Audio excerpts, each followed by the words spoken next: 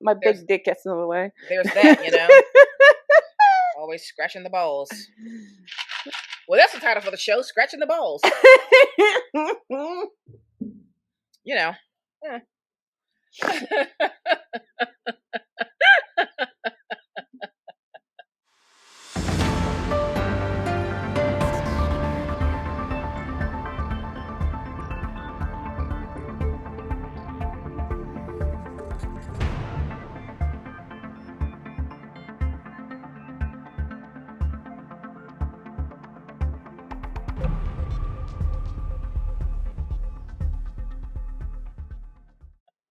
Woo! Okay. We still have 3 episodes to record it, and we've already gotten down to dick jokes. Okay. All right. Gonna have to click that explicit button on this episode. I mean, with the amount of F-bombs I say, I think this just has to be explicit. Believe it or not, sometimes we have a clean episode, and I don't have to check this episode is explicit. Sometimes. Really? Sometimes I don't curse? Sometimes, yes. And sometimes I don't either. Yeah. I know, it's shocking. It's shocking when I'm like in my editing room and I'm like, oh, woo, this is a clean episode this week. Amazing. I feel like we need to tell my mom this because she thinks I just curse all the time. There's now there's evidence that occasionally for like an hour plus I cannot curse. Yes. It's not in this episode, but there's. I mean, we've already started with balls, so and not the kind you dribble. Balls. Right, not the kind you dribble. So we're fail. Speaking of dribbling, actually, I saw a stupid advertisement for, like they have all these like weird smart fitness tech. They now have like a smart basketball that like puts you through basketball drills and like watches you. I was like, this is cool. Yeah. Are you just now seeing those? Yeah. Yeah. I'm sorry. It doesn't come up on my algorithm a lot. Yeah. My phone probably heard Jesus talk about something, and now here we are. I think I get them because the algorithm knows that Caleb had basketball lessons last year. Yeah, no, there's no reason for me to. Yeah. No. Always listening. Can't talk about a damn thing, I swear.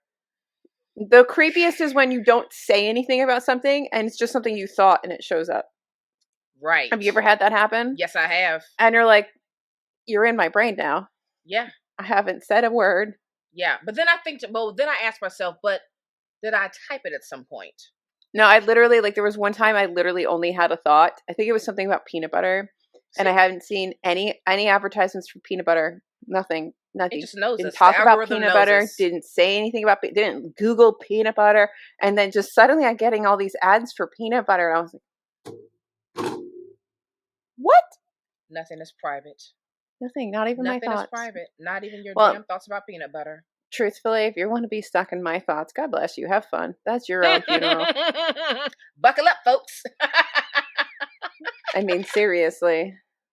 We start therapy on Monday. Whew, yeah. Ooh, it's gonna be a good time. Yeah. Is it? I don't. Yeah. Yes. Mm-hmm. I'm being your encouraging cheerleader. Yay! Thank you for encouraging me in my mental health journey. Yes. We're hoping for the best. Yeah. You're like, sure. Mm-hmm. Yeah. I mean, it can't. I mean, I guess it could get worse, but we don't want to go down that road. But no, we don't. Let me just say that I am a little sad because we are back in the days of it gets darker a little earlier. And one of the things that I love about summer is the fact that even like at 8 o'clock at night, it's still daylight. And I already missed that. Yeah, I'm sorry. Yeah. I mean, I lose my energy. Like I feel so vibrant and so alive during the summertime. You have to get one of these sad lamps. Oh, well, can you send me a link? Yeah, I mean, I just unplugged it so you can see it. But it's one of those lamps where they for when you have SAD, the seasonal affect disorder. Yeah, I just feel very because we're entering the extra depressy era of the year. I get less sunlight. Summer. So, I mean, I know we're technically still in summertime. But you know what I mean? Like, I miss summer. Don't you just sit in front of it and you just do whatever you're doing? I keep it on my desk. And Yes, it's supposed to show make you feel better. I don't I know would if like it one of does. those. Do you feel Doesn't better? make me feel worse. You're like, I don't know, I have therapy on Monday. Doesn't make me feel worse. It's worth a try. It's It's worth worth a a try. try. It's worth a Yeah. try. Yeah. What do you read? Oh, what are you reading, or what did you recently finish, Miss Thing? Well, I I almost am called you Miss Moo, which is what I call the dog, because usually when I say Miss, the next word out of my mouth is Moo. Miss Moo. Miss Moo. Miss Moo. I am reading another arc, and this is Shrines of Gaiety by Kate Atkinson. I did And in the second round request that, so there is a chance.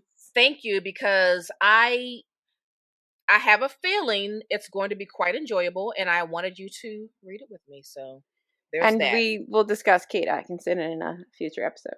Indeed, we will. And Shrines of Gaiety comes out from Doubleday Books on September 27th. So I just started this like a couple days ago. I only read the first couple of chapters. So I'll read a little bit of the back, and then I'll give you like what I think so far. So it says, a whirlwind tale of corruption, seduction, and debts that have come due. It's 1926, and in a country still recovering from the Great War, London has become the focus for a delirious new nightlife. In the clubs of Soho, peers of the realm rub shoulders with starlets, foreign dignitaries with gangsters, and girls sell dances for a shilling a time.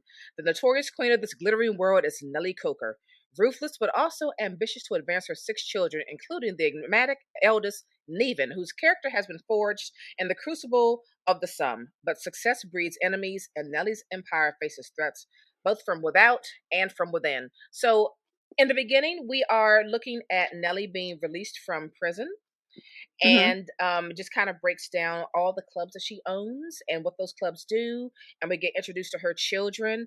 And the feeling that I'm getting is that there's going to be some real contention with Neven. He also may be a traitor, and Nellie seems like she is a original badass, and I cannot wait to read more I mean, we're here about for a her. badass. Yeah. So again, I'm just read the first couple of chapters, just to, just wet my whistle on this book. But so far, I'm like, okay, I'm here. I'm here for this. The fact that she's like the proprietor of these 8 nightclubs is like pretty amazing. So she's a business lady. She's got it going on, I and like the time period. she's a I like badass. the what's it called? Like the general premise of the book. Mm-hmm. Yeah. I also want you to know that we are recording an episode, and my pizza ordering app just pushed a notification saying it's Saturday. Do you today get pizza? Um, She's probably going to do it, folks, no, I had because my leftover Chinese. I'll be good. oh, okay, good. All right. So I don't know what I want to talk about. What did you just talk about? You talked about something like that. Okay, hold on. Whatever. I'll do this because I'm sure you're curious to get my thoughts on I Young really Mungo. am. I really am. So I finished Young Mungo. I don't know, like a week ago, 2 weeks ago. I don't know. I finished it a little while ago. And this is the second novel, the sophomore novel of Douglas Stewart, who wrote Shuggie Bain. And I like this a lot more than Shuggie Bain. I'm glad to hear it. And it was an interesting journey to get there because in the beginning, so this was like my car book. I listened to a book on the way to work all the time, to and from work. I have a long drive. And it's like the first drive in, which is a good hour, solid hour of listening, I was kind of like, eh. The second drive home, I was really into it, and I was really worried that that's how this was going to go, that I was going to waffle back and forth throughout the whole thing. But I Right. did solidly, like, there was a little bit of waffling. It got less and less until I was really into the story. So there are a lot of similarities. I mean, this is not going to be like a favorite book of the year or anything like that. But there's a lot of similarities to Shuggie Bain, which I didn't enjoy to some extent because I feel like I want to see something else. Yes. You have a drunk mom, you're in the same setting, you're sort of around the same time period, you're dealing with being queer as a young person in this whole time and setting. And it does read a lot similar. Like Like they could be neighbors. That's Yes. and They're not cousins, they're step siblings. yeah, and that part was kind of just frustrating because the writing in Shuggy Bane's really good, and there's moments in Young Mungo where just the way he uses metaphor and description is just really beautiful. Like, so he's got solid talent, um, and I wish he would explore more things with that talent. Mm, Um, if and you can still talk about queer experience and specifically in Scotland and all kinds of like Margaret Thatcher if you want again, but maybe do it in slightly different ways right. or change the setting up or what have you. But what I liked about this is so you had two timelines. This is, I think, the really big difference is how it's set up and the focus. So Shuggy Bane focuses a lot on the mom, with Shuggy almost being a secondary character to the mother, where Young Mungo is really about Young Mungo and his siblings. And all the adults in the story tend to be the side characters. And I really liked Okay. that. And I really liked Mungo. I really felt for him. I really liked the three siblings. He has an older brother and an older sister, and their dad's just like non-existent, and their mom is total drunk. And Mungo's just different, and Mungo and everybody figures out why Mungo's just different. It's because he's queer. He falls in love with this neighbor boy who has like a dove coat and he has like doves and all this stuff. And the what's sad is that like how like parentless a lot of these kids are, and that's one Mm-hmm. of the things that keeps popping up in all of his books. Is just like you have this generation of kids that are just really parentless because Yeah. their parents are they're just busy working in mines, then they're not working in mines, now they're drunk, now they're this, now they're that, they're just out of the picture. There's a lot of discussion of the contention between Protestant and Catholic. So like Shuggy is Protestant. No, wrong book. See, this is the problem. Young Mungo is Protestant, and the boy he sort of falls for is a Catholic. He doesn't really have a parent. He does, but like his dad's, I don't know. I think he's like off at sea or something like that. He's like a Yeah. fisherman or merchant marine or whatever. He's like out. He's gone for periods, and then he comes back. So the kid's basically alone a lot with his pigeons. And so you have like this whole storyline there, and then there's some near future storyline with Shuggy and these older gentlemen. I keep calling him Shuggy, Young Mungo, and these older gentlemen out in the woods, and Yeah. it's very tragic.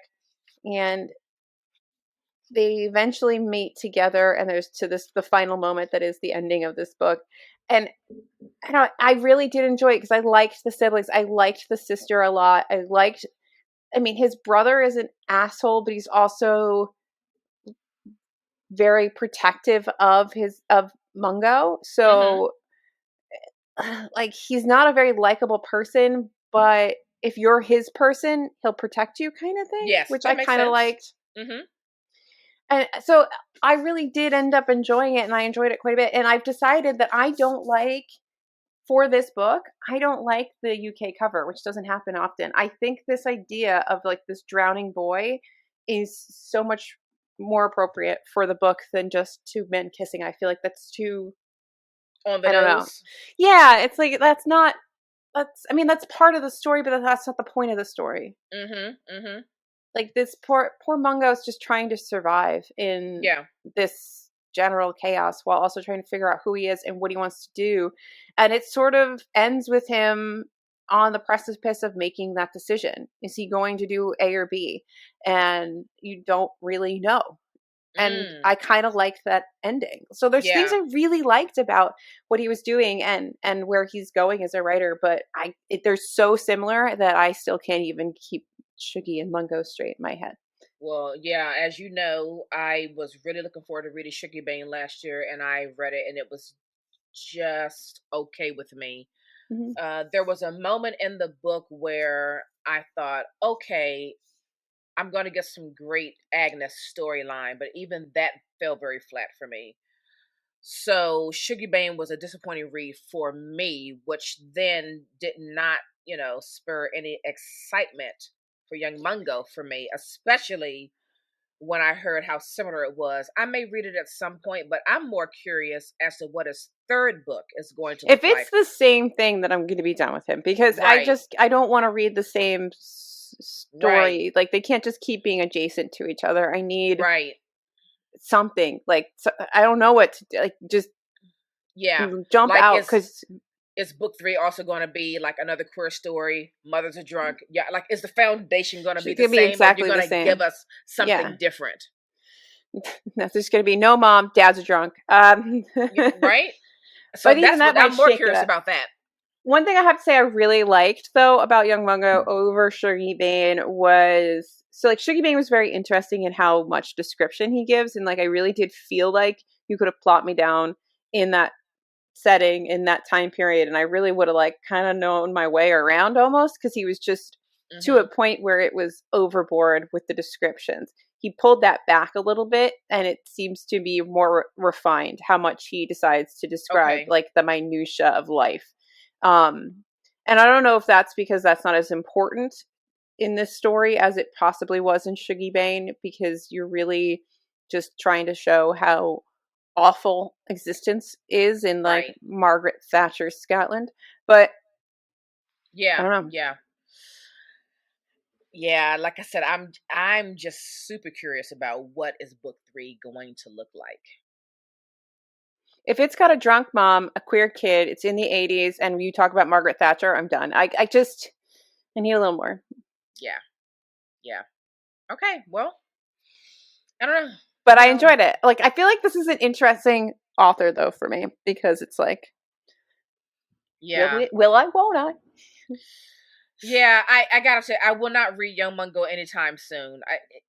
It is so far off my desire to read. I just, but maybe one day, maybe one day, I feel like you might like it more.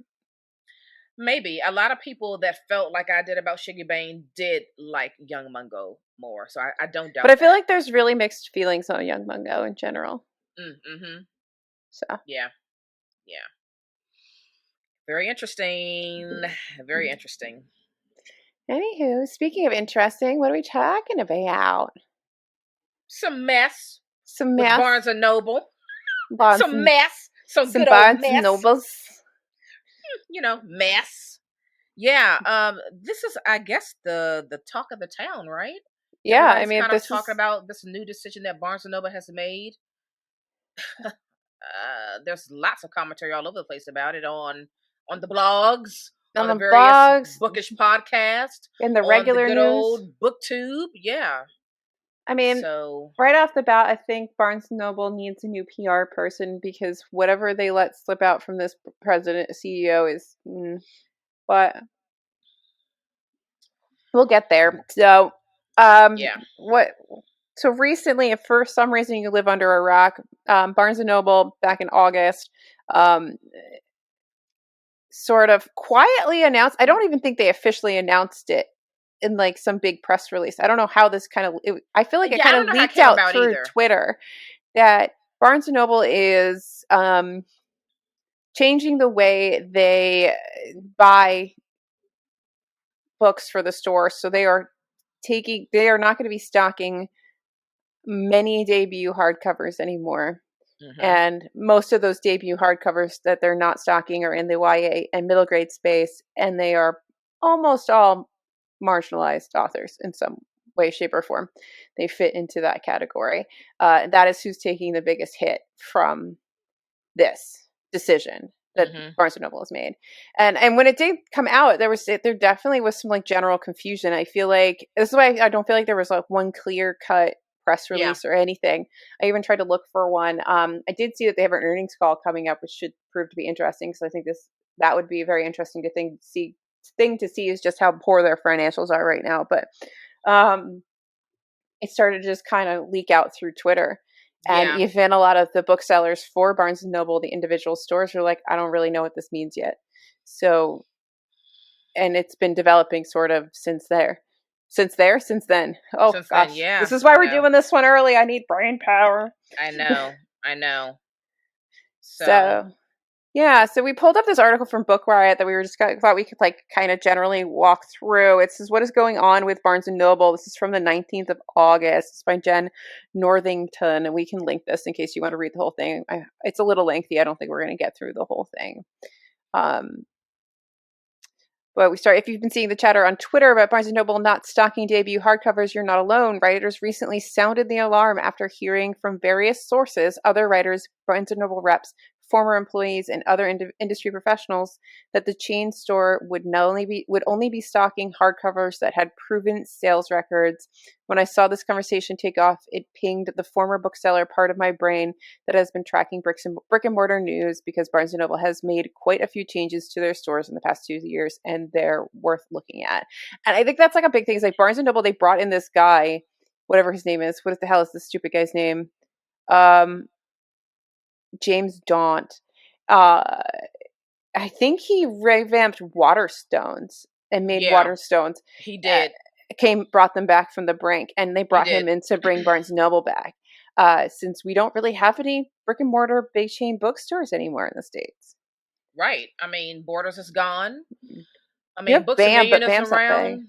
But they're Yeah, not Books a Million is big. around, but I mean, they've had some design store design changes, but like overall, it wasn't a big daddy. And we've got Barnes and Noble, and I don't know what else is out there. Um, I think you may have some regional players, but you don't really have any national, because even BAM's a little regional. Like, I don't have a BAM. I think my closest right. BAM's in Pennsylvania or something like that. Oh, wow. Okay. I So wasn't aware. they're definitely very region specific. And like Barnes and Noble for a lot of people is their only bookstore. I mean, Yeah, because you don't even have a thriving indie market that much anymore. that's so true. And like you live in actually a pretty metropolitan area, Mm-hmm. and because of where you live, you have access to Everything. everything, but you have Virginia, DC, Maryland. So you have access Exactly. to a very large group of things. I live in the woods in a small town, and my closest bookstore is a Barnes and Noble, and it's 20 some odd minutes away, almost half an hour. Mm-hmm. Mm-hmm. And I think a lot of people live like that. Yeah. So if you're not going to be stocking certain people in these stores, certain books in these stores, and there's not a lot of stores, how are these books going to get sold? How are they getting marketed? How are these people, and these are these authors that sounded this alarm, like these are people who have their books coming out soon when this is all going to take effect, and they've been, you've sold a book, edited a book, done all Mm-hmm. these things, you're getting close to it releasing, and now you find out that a major player isn't going to be stocking your book because you don't have a proven sales record. Well, but so my question is, where did we get the notion that just because your book is in a bookstore that it's going to sell? I mean, that's true, but I think the question is, how are people getting found to be read? So I if you are a guess. brand new author and Mm-hmm. nobody knows who you are, and you're not even in the big retail chains, what chance do you have? Well, I get okay. So let me put It's, let me pretend like I'm a writer. I want to put myself in the shoes of a writer. This is my debut novel coming out. If the marketing team of my publisher, if all they've done is they've got my book placed in a Barnes and Noble, I'm gonna be pretty effing pissed. I You know what I mean, mean? It's like, was yes. that your big marketing effort just to get it in Barnes and Noble? Like, what about the internet itself? I mean, there are other means to market a book, but I wouldn't feel very confident if the marketing team for my debut novel, the only thing they did was to get placement in Barnes and Noble. That doesn't make me feel secure in the fact that it's going to sell. I mean, yes, comma, however, if you I feel like we're forgetting that the normal everyday Joe Schmo human isn't living and thriving in bookish social media. True, maybe. So Although I don't know, because Facebook's making me think something differently now. I've been in the Facebook bookish groups lately. I don't know. I don't know. I don't go on Facebook. It won't even load on my phone for some reason, which is fine, except for the fact that I was looking for something on Marketplace and I couldn't get it open. Anyway, And also, is Barnes and Noble a place of book discovery? Like, you know what I mean? for a lot of people, it is. A lot of people Really? go, and that's how they find books. Is they walk around the bookstore and they'll see something, and that's why publishers, I believe, pay to be on those center tables.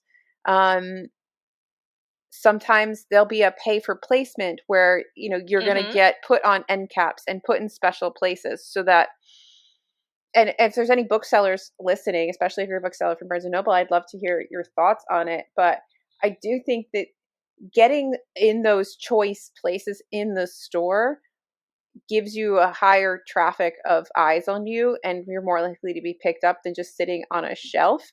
But Mm-hmm. that is still, I think a lot of people go and browse the bookstore. And yes, your marketing team shouldn't just be getting you into Barnes and Noble and BAM or whatever, but they should also be doing other marketing for you, blog tours, interviews, podcasts, whatever, but magazine stuff.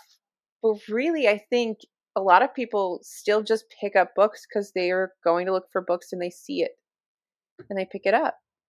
I don't think everyone's as keyed in as we are with what's happening on a month to month basis with publishing. And Just, there's more of those people, I think, than there are of us. you're probably right, but my gut is that almost everybody's on Facebook, and I can't believe, like, are you not running ads for these books? I mean, they You know what I should. Do you mean? see ads And on Facebook? I don't go on Facebook. Do you see well, ads for books?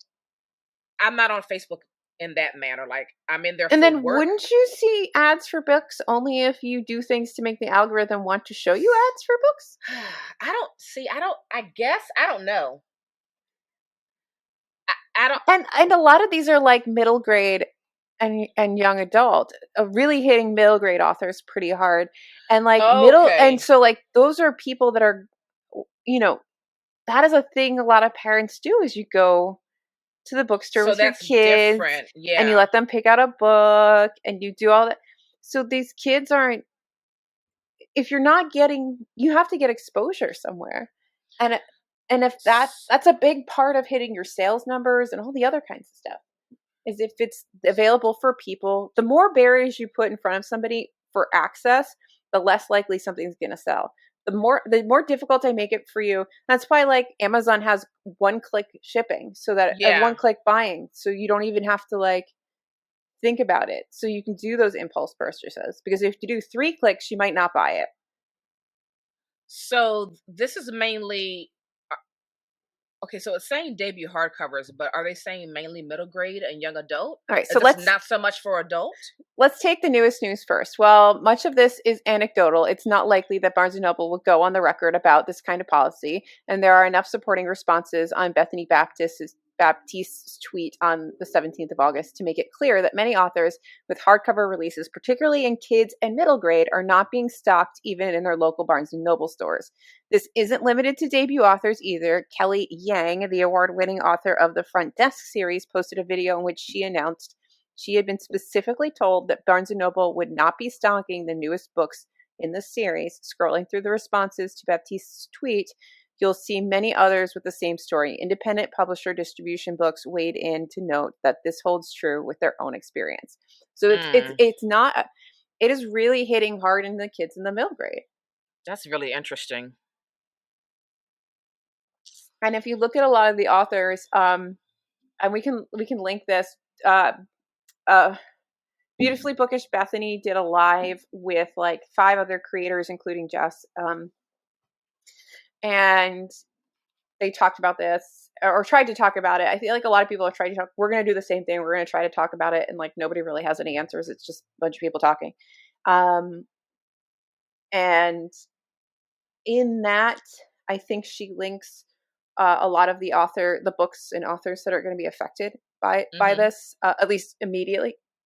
Like like as this is rolling out. And they're almost all marginalized authors in some way, Mm, which I kind of understand why that's how it falls out. Like that's how it shakes out, because right. unfortunately, publishing is incredibly white. Mm-hmm. So, of course, who's going to get hit the hardest, Right. right? If you're going to stop selling something, who's going to get hit? I just think there's such a hilarity of your you want a proven sales track record from debut authors. Hmm. It's like make it make sense, Barnes and Noble. But it's like, but I Just mean, I feel like in the last couple of years, you've heard people talk a lot about how pre-orders are incredibly important. mm-hmm. And I just think that goes to show that it's how important it is. And it's only going to get more important because if a big retailer like this, I mean, your indie store isn't going to buy every book that's coming out to have it on its shelf for you to buy Right. it. And every indie store and even Barnes and Noble will order a book for you to come pick up in the store. That's Right. all fine. But again, those are layers of things that you have to do to get the thing you want. And the more layers you put, the less likely you are to do it. And plus, at that point, you need to know about the thing first to be able to ask the place to buy it for you, right? Right. But the only solution I can see, as like we're all have been reading all this and talking about this for the last few weeks, is that you just have to pre-order books. Well, You let's have to pre-order but books hang on. because if they're Let's debuts, you have to pre-order them if you really want to make a difference. Because what other way do you have to show that there's demand? well, let's back up a minute. Right? So, let's let's try to find the root. So, The root is they don't have any money and they need to try to save the stores. well, but I'm saying like, are they not selling the books that they're getting from the publishers? Is that the issue? Like, how many books are they returning to the publisher? And then the I question don't is, know. why aren't those books selling?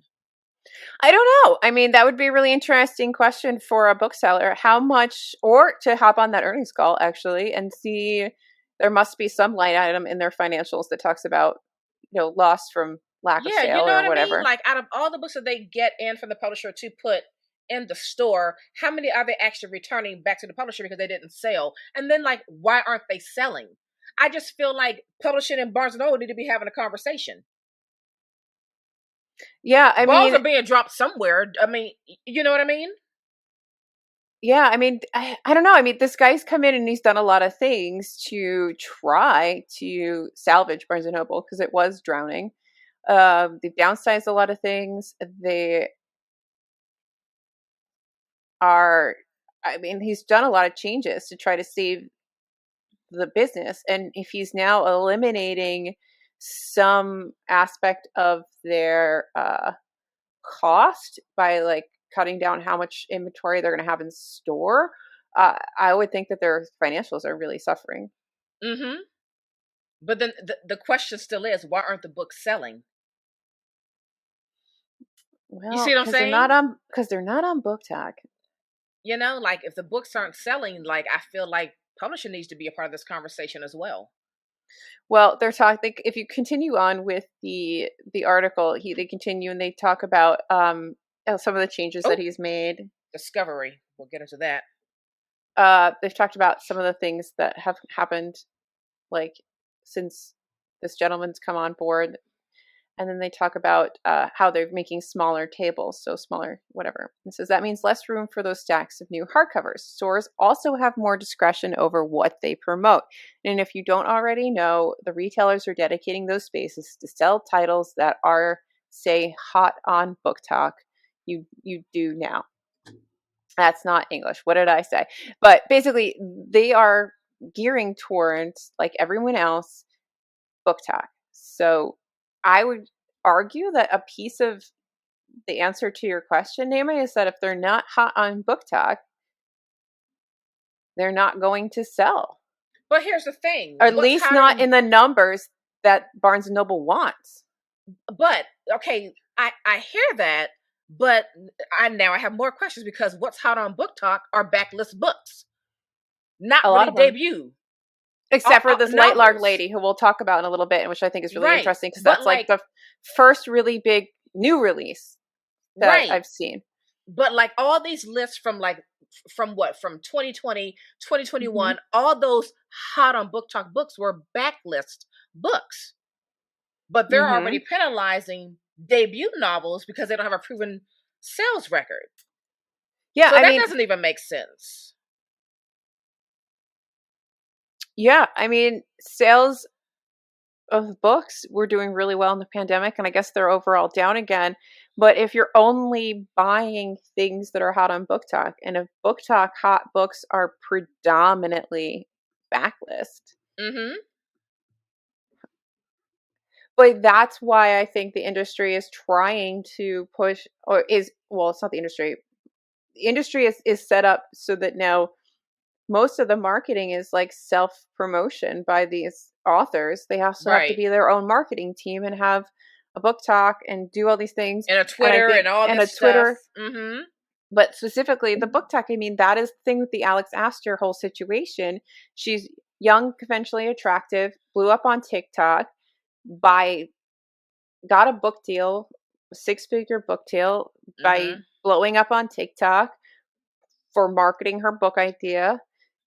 We doesn't matter if it's good. That's not part of the conversation. Nobody gives a Right. shit if it's good. Right. Generating an audience, an instant audience of Mm-hmm. at least 1 million people, because she's got somewhere around 1 million followers. And that's what the industry wants to see and is going to move towards, because those are guaranteed sales to some extent. You have a I built-in mean, audience. You can be debut, you cannot be debut, yeah. but those are the things that people are interested in. Those are the things people are talking about. Like, look at Coho. Like, Coho had an audience, a very solid audience. She was fine. Yeah. And now she's like, you see her everywhere.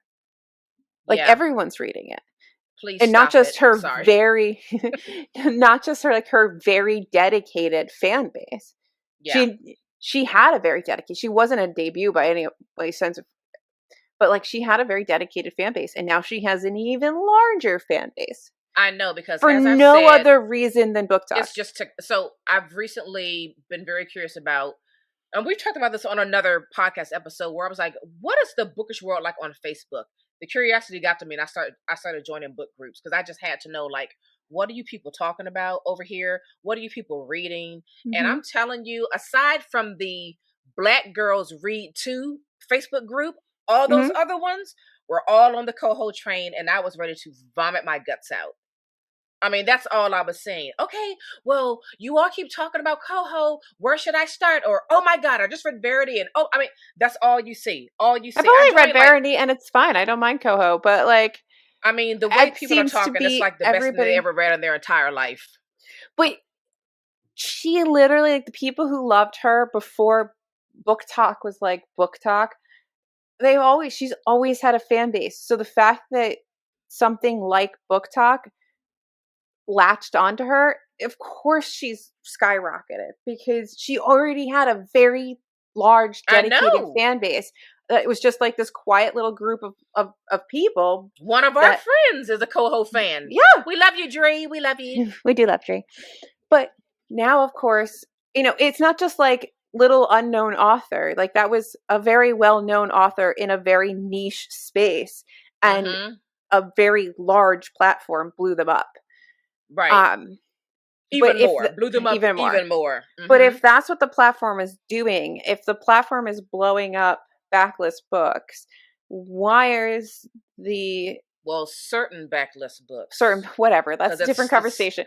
But why would businesses that are already struggling to sell books put their money into debuts that have, I get the rationale, but the other side of it is like, but then how do you expect people, as a publisher who has paid for a book and wants to make money, like, mm-hmm. publishing at this point, the more I learn about it, just sounds like a gamble. Like, you read a bunch of manuscripts, you bid in an auction, and you decide that, Naomi's book sounds like it's worth $100,000, but like, Jane's book sounds like it's worth 1 million. Let's go. Yep. And who's actually going to sell? Nobody fucking knows. Nobody knows which one's going to actually. Because you can't predict what people are going to want to buy and what people are going to like. But I think then you layer in this whole weird thing of book talk, and maybe, your book does phenomenally for a little bit and then goes away, but like, Jane's book flops, However, in 5 years, Book Talk or its equivalent picks it up, and now Jane is the biggest piece of like hot shit in the Boom. world. Like Boom. I don't. It's very strange. Because But Lightlock also has a movie deal, right, as well. yeah, but I think that's more because I was watching Swell Entertainment. She's a YouTuber, talks a lot about different commentary and stuff. She was talking about the whole Lightlark thing, and I think she's out in LA, and she has like a lot of, everyone in LA is somehow in the industry, but I guess the industry just likes to pick up anything early. The earliest they can pick up a manuscript and pay the That least is for very it, true. Just to hold it, so no one just else to can hold get it. it. And that's why things kick back into after however many months or Yeah. whatever years the deals go. And so like that's really because there was somebody somewhere on some team got wind of Lightlark, said something to somebody else. They're all like, "Oh, well, this has a lot of momentum. Let's buy the rights." That's all that is. Because they just don't, they want to make the most money. But what I think is interesting is I didn't actually know this until I was scrolling through this article here, and they were saying that publishers are no longer doing the pay to display, so you can no longer purchase premium placement. So I wonder if that's it. And that sounds interesting, doesn't it? Wait, publishers aren't doing it, or the store is not doing it? Because I So thought that let's back up. Barnes and Noble decided Well, last year Dawn, that they weren't going to do that anymore. yeah. So Daunt's strategy includes downsizing the central office, formerly responsible for ordering all the stores, limiting them to a minimal order and allowing store managers greater discretion in what to bring in based on local sales. Because I remember that, That because makes Barnes, sense. that makes sense because you want to cater to your Mhm. local audience. And Mhm. then the second bullet point is limiting co-op displays or pay to display, to put it in more practical language, in which publishers could purchase premium placement for specific titles. That is interesting to me because that has to take away part of your.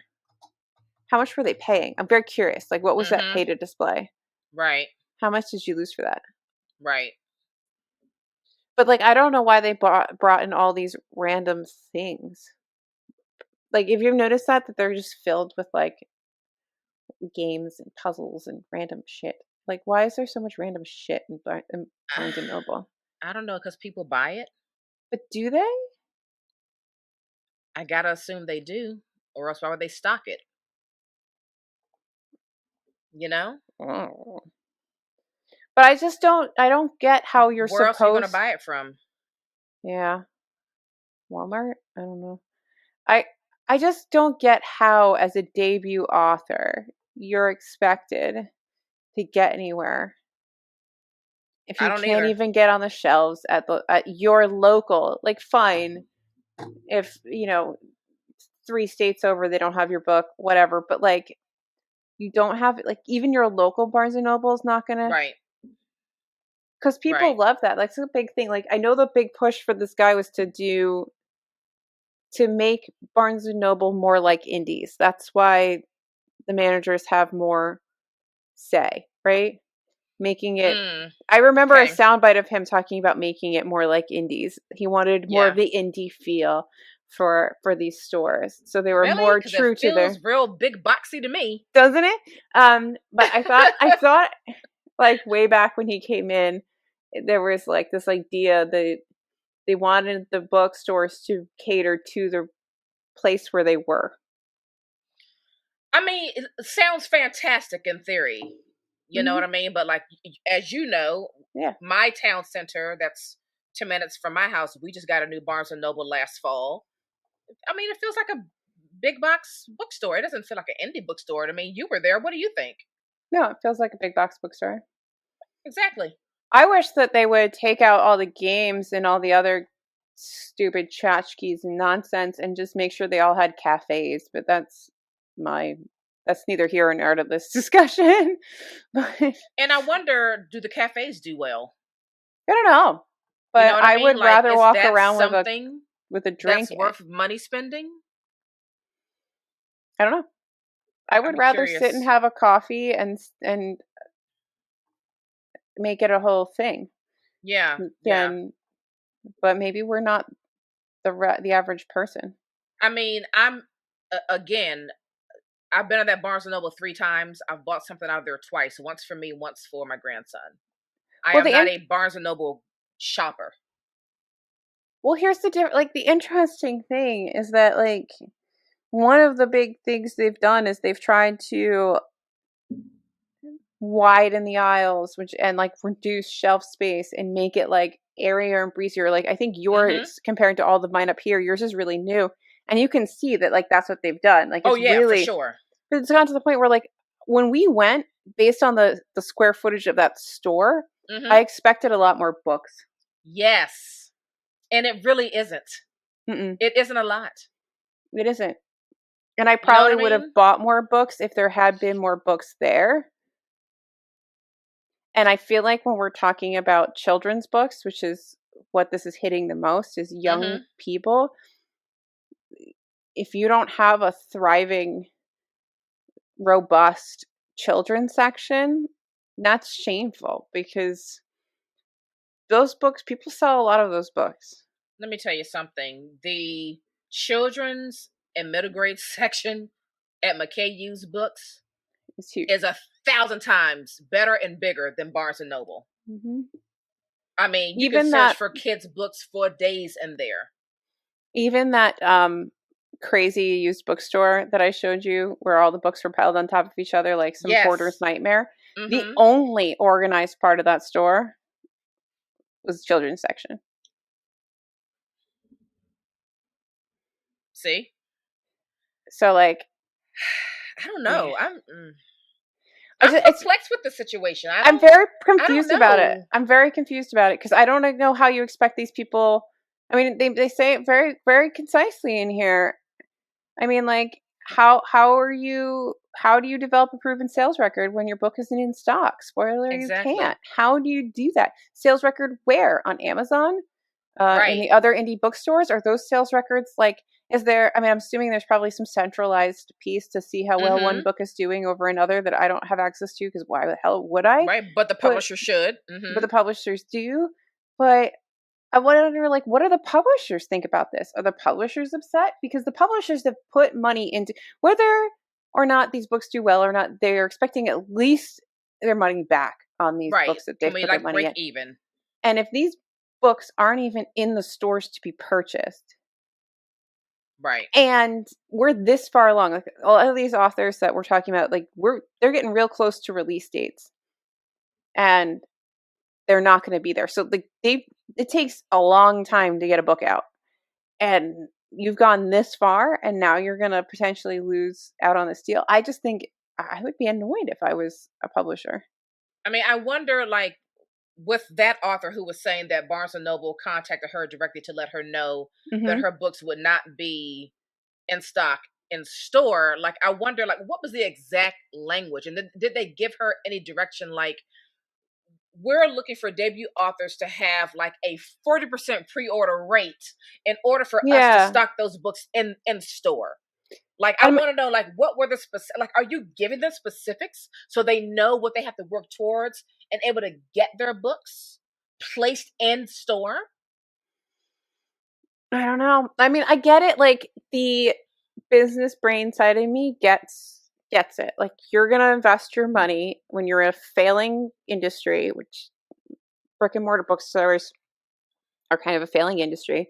You're gonna put your money into the things that have as close to a guaranteed return As as possible. possible. Mm-hmm. So I get that. But the other part of me that isn't just a business brain is just angry because I don't know. I mean, it's just frustrating. I feel so frustrated for these poor authors that have put all this time and effort in, and now they won't even see their books on a shelf.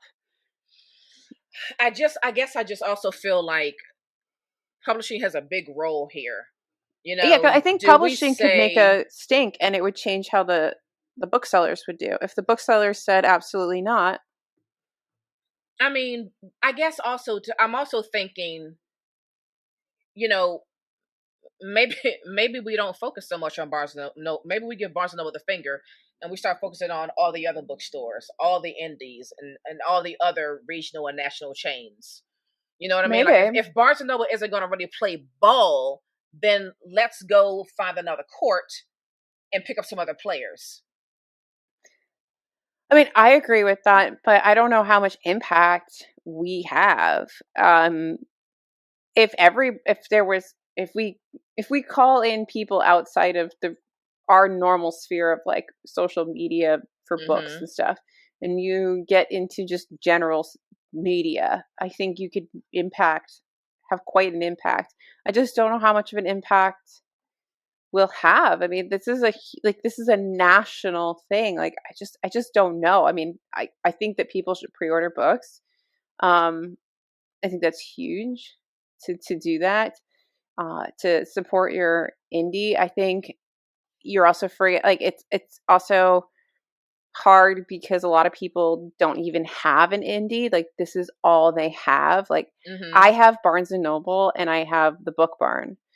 Like I don't have bookstores. I have to Right. drive 30 plus minutes to even find a bookstore that isn't Barnes and Noble. Right. And a lot of people live like that. And it's hard to just not buy from Barnes and Noble. So if you have to buy from Barnes and Noble, pre-order your books and pre-order the things you want to read. But how do you find out about them? Right. Right. I feel like That's this becomes a very circular exactly. discussion. And it's all very frustrating. I don't think either of us is going to come up with some great big answer. It's just a very frustrating. It's too convoluted to come up with an answer. And I think it's very interesting that this wasn't really like put out in like, I mean, I guess the only thing we really have is um this is that CBS News thing or NBC, whatever what's the Peacock? NBC? I don't know who that is. I mean, I know. NBC News. NBC Okay. News. All right. So there was an emailed statement. It's the only thing I know of, and if anybody knows anything else, from the CEO. And the quote that's been flowing around is to exercise taste in the selection of new titles and to send lower initial quantities into stores. And I think whoever allowed him to write an email and send it to news outlets saying to exercise taste needs to be fired because you sound like an elitist asshole. Yeah, for sure. And you're doing yourself no favors. But the other question I have is, do we need to change the way publishing functions, especially in the US? Do we always have to go hardcover first and then wait for a paperback? If the problem is hardcovers aren't selling, are your paperbacks selling? Because Right. we're specifically talking about Hardcovers. hardcover Right. debuts. Mm-hmm. So what about paperbacks? I know Yeah, that, because I quite enjoy when a publisher comes out and it's like a paperback original. yeah, and I know that there's a lot of, I guess how authors' contracts are broken down. There's a lot of breakdown between hardback and paperback sales and all this other Mm-hmm. stuff.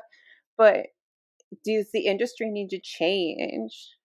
Like Right. you said, is there a piece of this where we kind of ignore Barnes and Noble? And is ignoring Barnes and Noble also the publishers changing the way they publish Publish books books? themselves. Right. Because, I mean, not in the US, you can often get paperbacks and hardbacks even at the same time. Exactly. So That's right. it's not like it's crazy. And I'm Mm-hmm. assuming there's different contracts, et cetera, et cetera. Mm-hmm. But there has to be another model. And is this the thing that changes the model? Is this the push to change the model? I love when we do these videos where it's just questions. It's just I know, questions. right? We just have 1,000 questions on today's episode. I mean, that is a good question, though. But we also don't know what publishing is talking about right now in those rooms to address this current issue. We don't know if they got a game plan. We don't know if they're stuck as well, just trying to figure out, well, what does this mean? Like, we don't know. I don't think, or Perhaps did all they this is just already in not? the works. What if they just don't care I and mean, they they just may want not. whatever comes through Book Talk? I mean, they're picking up Book Talk books left and right. Um, and I don't know if some of these were on Book Talk or if they were just more social media and got hit on Book Talk, but they're picking up more stuff like A Dowry of Blood is coming out by Tor now. No, Orbit now. Oh, that was a Orbit. good. That was a good one. I heard though. Yeah, people really like that one. But I'm Mm-hmm. just noticing more titles getting picked up and coming out on Yeah. traditional publishing companies. Yeah, and they're getting Tor is really working hard, though, aren't they? They're working Tor hard is to working pick hard, up but those titles. that one was from Orbit. Yeah, Tor picked up Legends and Lattes, which was really good. Like that was a good pickup. Stop right there because you're not going to remember this. You're not going to remember this, but Legends and Lattes already had like their whole popular whatever, and we were going to read it. It's like 3 years ago. It was like all the rage. So like it's having a second wind on Book Talk. Naomi. But it was already all the rage on Naomi. BookTube. I know you don't remember. I know. I just wanted to remind you that you already had a plan to read it. We went through an entire personal pan pizza. I know, but I want to remind you that it was already on your radar like 2-3 years ago. So I don't have the brain cells to remember that. I remember. I always think it's funny when I see certain books blow up on Book Talk, and I'm like, this was really big on BookTube like 3 years ago. So. That's the thing that I find the most interesting, and I'm blowing out my mic because I'm so angry. But I just find it so interesting that Book Talk, the things that do well on Book Talk are things that already proved themselves to be good. Yeah. And the things that are new on Book Talk suck. Yeah. Yeah. It's like I'm not surprised with this whole Lightlark thing that the overall impression of this book, since it's been released, once people got arcs, the amount of like backlash, I'm not surprised. But I don't think it matters because the sales are there, and so publishing doesn't care. But as a reader, it sucks. Yeah, like right. I haven't read it, but like I haven't really seen anybody like positive. The only person I saw close to positively review it was Madison from I can't remember, but she reads a lot of like romance, and she got an early arc, and she read it in a reading vlog recently, and I think it was like in the vlog when she started it, like the day she started it, there was no drama, and like by the update there was drama, so she was talking about it, the drama. She didn't really understand, but her review wasn't like this is brilliant, it was like this is fine, it's YA fantasy, it's fine. But I haven't heard anybody be like this book's amazing, I haven't heard anything about it, but I've only heard negative things. I haven't heard anything about it, so I don't know. Yeah, I know, but you don't care about YA stuff. I just find like I don't. For me, it's not about like YA fiction. It's like this is just very interesting because there's two camps. There's the backlist books that get picked up by Book Talk and do really well, and I think that the industry sees a lot of good injection of sales and revenue across the board from those books because you have a whole audience that's going out. Right. All the Cohos and Taylor Jenkins Reads and all those books that are getting all the eyeballs on them right now. And then you have these new ones. And I just don't think the new ones are going to have long-term success the same way because they haven't, I feel like they get the eyeballs before they've proven themselves and then they fail. Yeah. That's a big point. That's a big point. It's right. There's two camps, right? There's three camps. There's us readers who want to read a good book, and then there's a publishing industry that they want to get that bag, right? They want that coin. I also want that coin, but I can't seem to get that coin. They want that coin, and quite honestly, they don't care whether they don't give a shit. What is her name? Alex Astor. They don't care whether she writes another book or not. They're going to cash in on Lightlark. Yeah. So then the question really boils down to they will find another Alex. But the question boils down to, for the third group, which is the writer, do you want to be a one-hit wonder or do you want a writing career? I mean, that's that for me. I would be very frustrated. You know what I mean? I mean, that's why I feel better about like indie authors who have been traditionally self-pubbed, like TJ Klune, Wolf Song, all of that. Was he indie? I feel like he was either indie or like small pub. He was not like big pub. I thought he was big pub. He wasn't big pub. I don't believe in the beginning, and I could be wrong, but I feel like Wolf Song was not I should say I made that assumption because he's so popular and so many people Wolf Song was really books. Okay. Was really publishing. So now, who originally published this? So now it's coming up as Tor, but it wasn't Tor. Tor picked that up. Right. Well, Tor's whoever's at Tor who's making these calls, they have Look, got their eye on the prize. I love They are not Tor. missing a beat. I love They Tor. got the Atlas So 6. it was published by whatever Dreams Spinner presses. So that's either indie or that's a small. It's basically, we're talking small pub, right? It's either indie or small imprint. Right. Okay. So TJ Klune, and that had its own. People love Wolfsong. That has there's a whole world of self-pub, super small indie, all these things that get their own little cult followings. And when they get the eyes of something like Book Talk on them, and now they're getting they are already established. They're not an Alex Astor. They are already established with a catalog of books, with people who fans and all of that. So they're like I think a much safer bet for a publisher to latch onto. And so and then when you have someone like TJ Klune, you actually get a big traditional publishing deal, and they start printing out a few of your books, and then they want to take on your backlog. Like, that's fantastic for somebody like Sylvia, that. What is it? Sylvia Moreno Garcia. Same time. And I don't know where she was before Tor, but Tor's been picking her stuff back up. Mm-hmm. And you see this happen with people taking the catalogs. But the self-pub authors, I think for you to, if you're going to be a successful self-pub author, you are writing the best dang books you can. You're catering to your fan base. You're marketing yourself, because you are your marketing department, and you're marketing yourself, and you're doing the best dang job you can. Yeah. And if you end up crossing the lines over into traditional pub and people pick up your stuff, you're coming with an audience. It's very similar to the established music industry. Audience. Yeah. It's similar to the music industry, how they are very keen to pick an artist who already has some songs that they already put out on their own, and they already have a fan base based on those songs, and they're more equipped to get a record deal because they have already done all the legwork that the record company now does not have to do. I mean, that's why I find the whole Alex Astor thing very fascinating, because she did have one other book that I think did well. It may have been on some Newbery list or got a Newbery Award or something like that.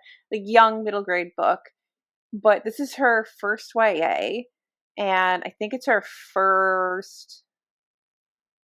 But why is she selling herself as a debut author? That's weird to me. Because of marketing.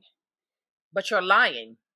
Yeah, I know. That's why everyone's so mad. It's because there's a lot of lying that went on in this whole thing. It's freaking weird. There's a lot of lying that went into this whole thing. There was a lot of half-truths in the marketing of the book, and then when you got to the final product, it seems like there were things that were said that would be in the book that weren't in the book, and people who were waiting for the book, like Segsy time. I think what's funny is I think I heard that Barnes & Noble exclusive edition has the Segsy time in it, but just to circle it back to Barnes & Noble. But I could be wrong there, but I thought I heard someone say that.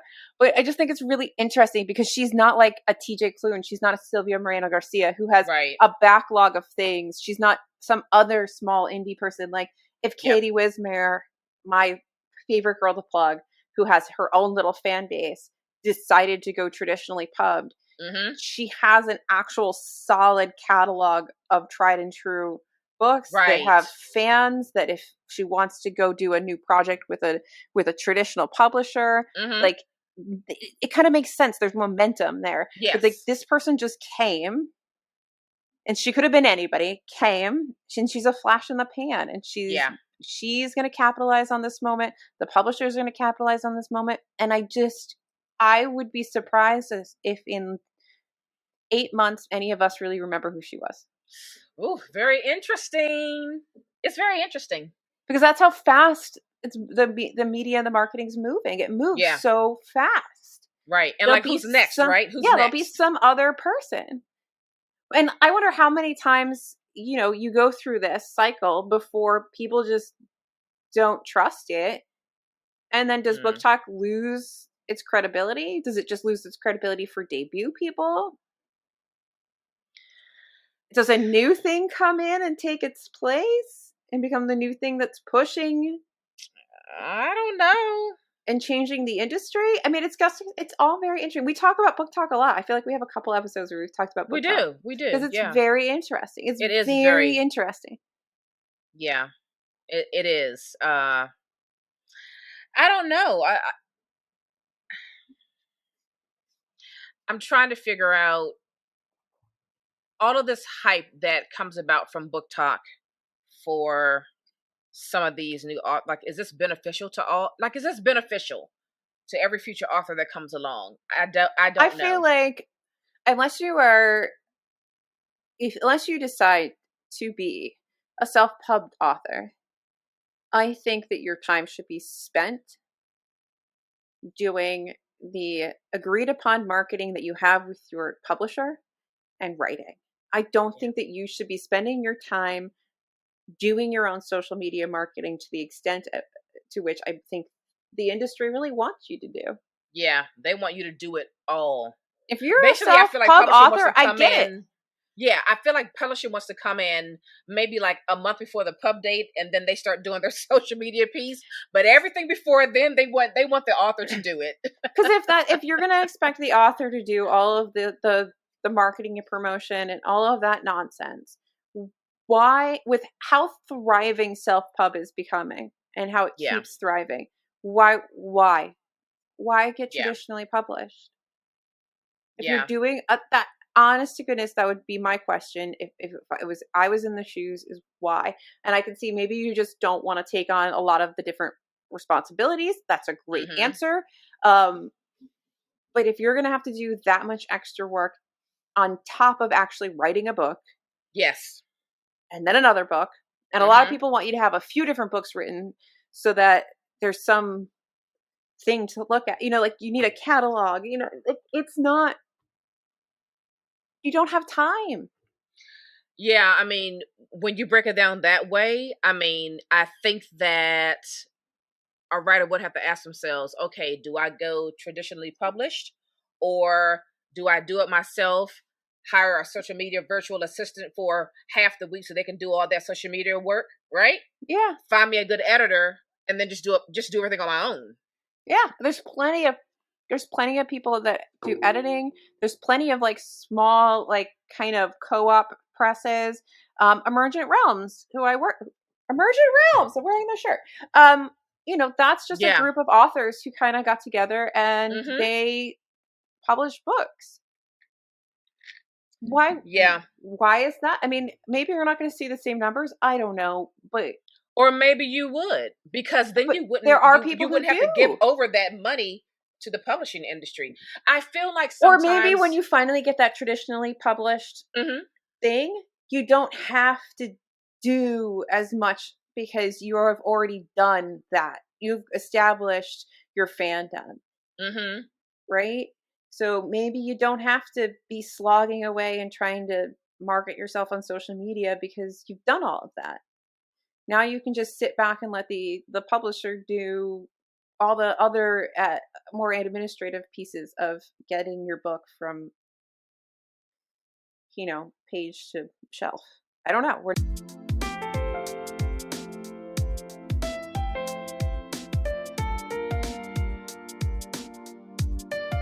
But we're going to end this episode because we just spent the last 15 minutes with a technical issue, and now we're throwing off topic. Yeah, we don't remember what we're talking about, but I guess, what are your thoughts on the whole everything with Barnes & Noble, with Book Talk, with all of this? None of us have any answers. Yeah, we're all questioning everything because we don't know. And we don't know what publishing is doing. Like we said before, we don't know what they have in the works, if they have anything in the works. Yeah. But they have to be talking about it amongst themselves. Yeah. For sure. I mean, I feel like they're probably all very distracted with the, I almost said PricewaterhouseCoopers. That's different. Penguin Random House. Simon and Schuster whole thing, which Jess is doing the Lord's work on that. So yeah, for sure. She has all the breakdowns. That is not for us to do. No. So anyway, we're off our game. We're Very, off very our interesting. game. If there's anyone listening who maybe works in publishing, if you would like to come on the podcast and Yes. chat a little bit about it, we would be more than happy to have a Yes. discussion just to kind of get some insidery information And on all of booksellers. I'm this. always curious. There's three people I would love to talk to. Somebody from publishing to talk about like just the insiders of how publishing all works. What is it Mm-hmm. really like? Booksellers, like how does that all work? And Mm-hmm. then we talk about all the time, librarians. How does the library work? Where do you get your book suggestions from? How do you do X, Y, and Z? We love to know more about all of that. I And a I fourth feel group, like after this, my brain has just turned off. right? Sorry. And a fourth group, we also would like to talk to fiction translators. Oh yes, that would be fantastic because I still really want to know how much of the translator. Is in the book, is in the Mm-hmm. translation. Yeah. Mm-hmm. Mm-hmm. So very curious. Anyway, do you want to play a game? Would you like to play a game? You want to pick a number, don't you? 1 to 4. 2. Ooh, Fear the Drowning Deep by Oh, Sarah Glenn Marsh. I don't know if I've talked about this before, no, you but haven't. Sarah Glenn Marsh is a fellow Greyhound owner. Um, so this is, Hmm. I thought this would be good for like sort of spooky season. It has a sort of haunted kind of fairy tale feel to it. You're set in this coastal town. Um, there's this like sea monster thing kind of going on. I'll read you the synopsis. Okay. It's a mood. I enjoyed Oh. it. Some secrets are better left at the bottom of the ocean. Bradley Corkill loathes the sea and longs to leave her small island to see the world. When she was young, she watched helpless as her granddad was lured off a cliff into a watery grave, a smile on his face. He insisted there was some sort of creature out there. The people of Port Croy just thought her mad. Sorry, did I say grandfather? I Oh don't no, know. never mind. Thought that Bradley was mad. I'm confused. It's been a long 15 minutes. Now in 1913, Bridie's haunting memories are dredged to the surface when a young woman's body mysteriously washes up on the shore. Was she the victim of an accident, a murder, or the stuff of late night tales? Bridie is convinced that her granddad's killer has returned to the island of Man. Uh, then she finds Finn, an outsider who can't remember who he is or where he's from, wounded on the beach, and takes him home to heal. And as 1 week slips into the next, the boy with the striking blue eyes and mess of black hair slowly steals her heart.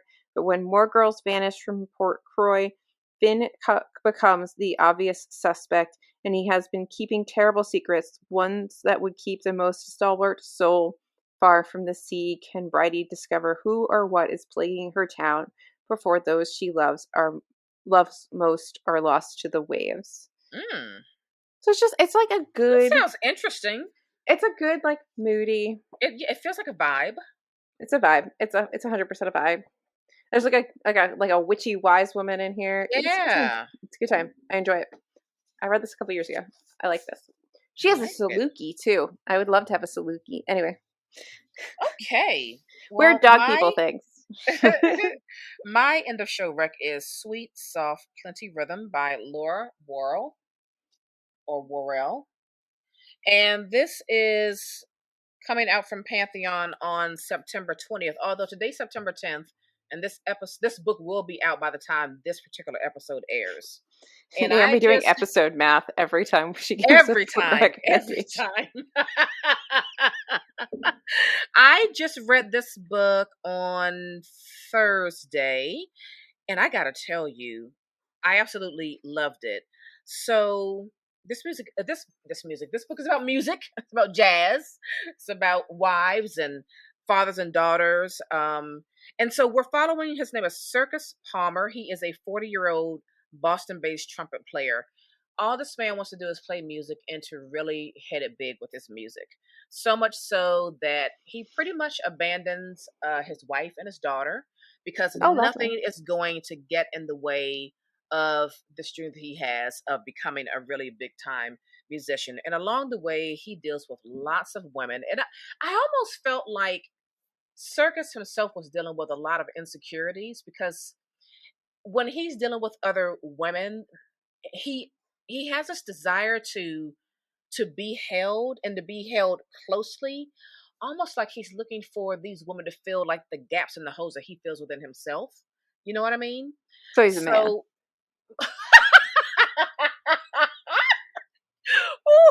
she said that. Yes. Am I Yes. wrong? Yes. So all of those things were like playing out in every woman that he was dealing with. And along the way, his daughter, she is really, really struggling. A lot of times when the father's absent, the child puts that father on the pedestal. That father can do no wrong. This was no different. She looked at her father as this extraordinary man. And I don't think that she could really understand, why he really didn't put the time into being with her, the wife, her mother. She's really struggling mentally with having not being chosen by Circus. I mean, he chose music over everything. And it kind of seems like she is just kind of fading and crumbling and just like going downhill mentally day after day. And so it's a story also about, redemption and forgiveness and finding your way. And I thought it was rather beautiful. I highly recommend this book. Plenty of Sweet, Soft, Plenty Rhythm by Laura Worrell, coming out from Pantheon. That was another one I'd said no to. God darn it! What? It was really, really good. Like, I'm all not I saying know it's not is good. It's just I didn't when I read the thing. I was like, yeah, I'm all right. it was really good. All I know is this author. She is now on my radar. I mean, I can't say yes to everything. I don't have room That's for all true. the things. I mean, and I turned down quite a bit of stuff too. I understand. I like understand. in all the ways I don't have room on the shelves in my brain, in my life. I don't have I time. know. But that was a really, really good book. I just want to say, since you said jazz, I was thinking about you last night at work. I was doing a treatment on a patient, and a very lovely patient, and I got them all settled, and they asked what they wanted to do because it's a long treatment. It's like 3 hours of your life to just sit there, and they were like, I just want to listen to music, and they put on smooth jazz, and I thought of you. Oh my gosh. So I was like, Naomi would dig this. Naomi would be like in there grooving with the patient. Yes, I would.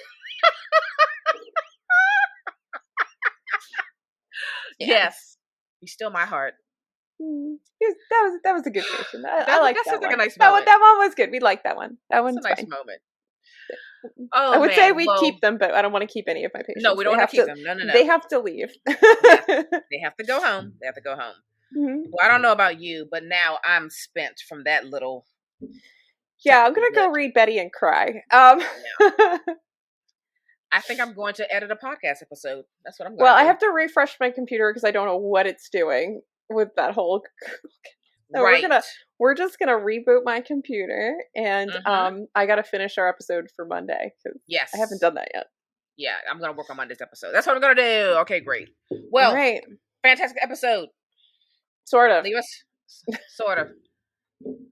Fantastic minus the technical glitch that we had to go through that you all didn't have to deal with. So. Oh, I feel like we were so much more professional last season.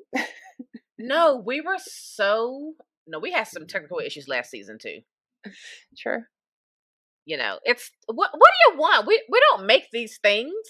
That's true. We push record and whatever happens, and when we face a technical glitch, we deal with it. We fix it, we work around it, and we get it done. All I want to say is we have yet to miss airing a Monday's episode, despite of all the technical issues. Well, you know what? Actually, Mercury's in retrograde. White woman, nose ring. Mercury's in retrograde, so that means that a lot of your technology is not going to work correctly. That makes a lot of sense. So there it is. That's life. That's life.